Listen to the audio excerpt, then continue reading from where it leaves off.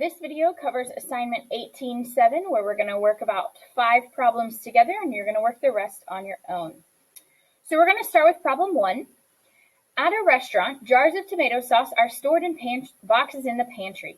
Each box contains 8 jars of tomato sauce. A cook uses 2 jars from one of the boxes. Which function shows the relationship y, the total number of jars of tomato sauce remaining, and x, the number of boxes in the pantry? So we know each box has 8 jars. Now we don't know the number of boxes. So 8 and x are going to go together. So we can automatically mark out D because it doesn't have the correct number. Now this person, whoever this is, uses 2 jars. So we're taking away 2 jars from what they've used. So that would be answer choice C. So this is an example of why reading is helpful, because all you had to do was read and match the situation. We're going to turn the page to number 7. The daily cost of hiring a plumber Y to work X hours on a repair project can be modeled using a linear function. The plumber charges a fixed cost of $80 plus an additional cost of $45 per hour. The plumber works a maximum of 8 hours a day. For one day of work, what is the range for the function of this situation?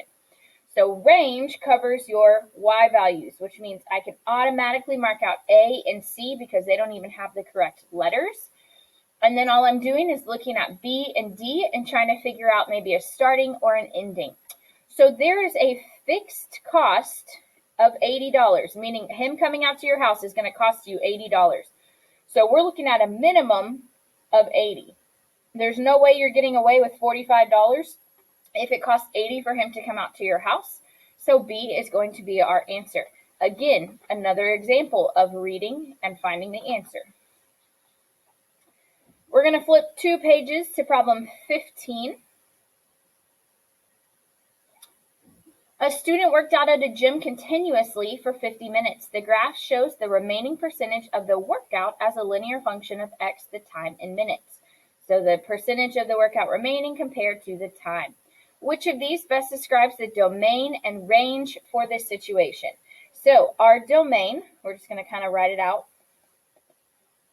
Domain is your x's. Your x's go from 0 to 50. And then my range is my y's. My y's go from 0 to 100. So I'm going to immediately mark out anything that doesn't have domain from 0 to 50 and range from 0 to 100. So A has domain to 100, which is not correct. B and D have domains and ranges that are only specific numbers. Also, where the heck did that -2 come from? We have no idea. So that domain and range not being one number, no way. So C is going to be my answer. I didn't even have to read the whole answer.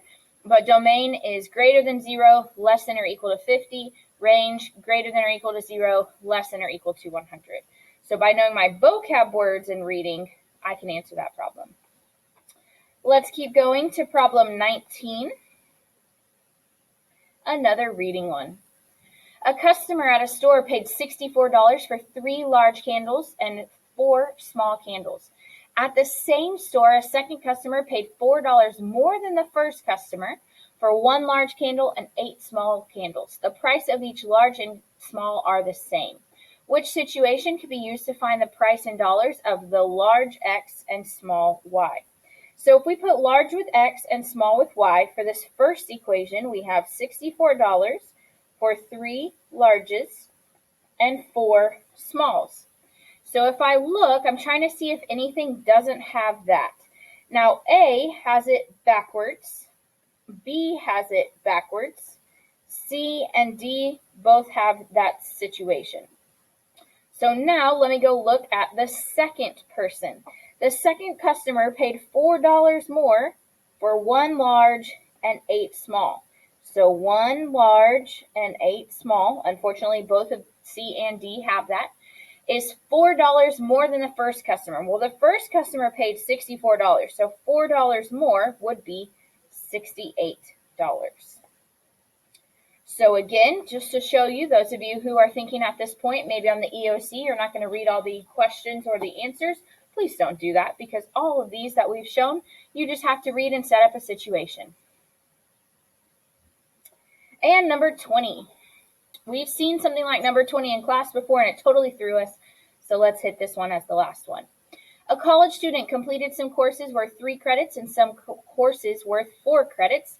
The student earned a total of 59 credits after completing 18 courses. How many courses worth 3 credits did the students complete? So first thing I notice, I see the word credits with numbers 3 times. So I'm going to put that into a situation. So 3 credits and 4 credits, or 59 total. So X is going to be how many 3 credit courses, and Y is going to be how many 4 credit courses. Now remember, once you've used a number, you can't use it again. The only other number I see is how many courses. We have some amount of X courses and some amount of Y courses for a total of 18. So from here, I'm going to use matrices. We reviewed these steps on the calculator. So second matrix, scroll to math, scroll up to B and enter. Then alpha zoom, we want a 2 by 3 and OK. And I'm entering these numbers without the letters.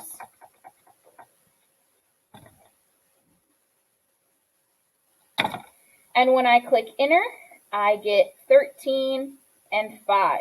So first thing I'm going to do is mark out any options that are not 13 or 5, because at this point I have a 50-50 chance of guessing, even if I don't remember what I'm actually being asked. They have asked me how many 3 credit courses. Well, our 3 credits went with X. We typed it in X and Y, so our answers come out X and then Y. So A would be my correct answer there.